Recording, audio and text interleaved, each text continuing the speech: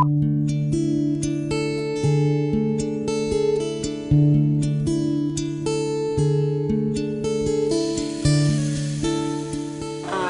si Rosalyn De Lauzon, President ng Kababaihan para sa Kaunlaran, Barangay Imelda Women's Association.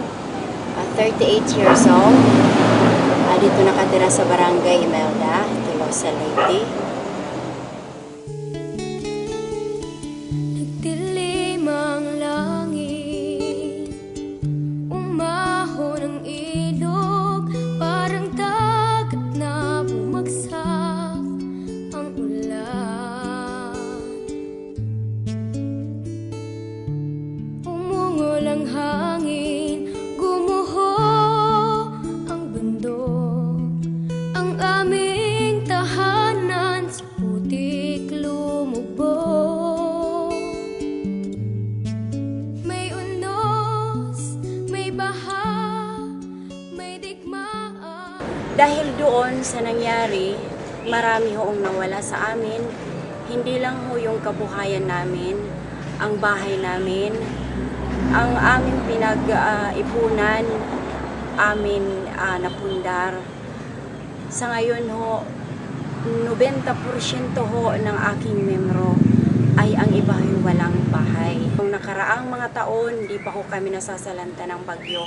Dahil kahit papano, nauwi ang aming membro sa bahay na may dalang bigas. Kahit papano may pambili ng ulam at may pambaon ang mga anak. At malaking tulong din sa mga asa-asawa namin na matulungan din kahit papano sa ganun lang paraan. Yung production center ho namin hindi gaano pero konkreto, pero noong nakaraang bagyo ho, yun ho ay as in wash out. Kasi meron doon nakalagay sa amin center na mga kagamitan ng aming pagluluto na after noon ay hindi namin alam kung ano nangyari na wala. Hindi namin alam kung sinong kumuha dahil nga sa nangyari na bagyo.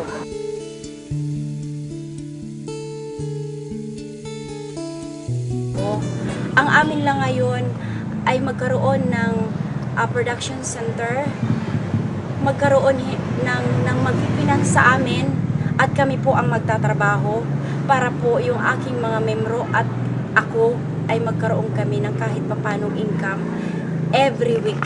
Yun ang akin para makatulong din sa aming pamilya. Siguro kung matagal pa kasi tayong maanuhan ng mga saging, nandito na ho kami na grupo. Kami po ay willing kung ano ang maibibigay nyo sa amin na tulong. Halimbawa lang, at mag-ano kami ng organic fertilizer, magawa kami. Halimbawa lang, yun ay maibenta natin sa mga nagtatanim. Mga bagay na po pwede namin na mas madali na kayo ay may alam din doon sa ano na yon, sa paraan na yon, na kami naman ay willing, kami naman ay gumawa at tumulong doon sa maibibigay nyo naman sa amin na mabilisan.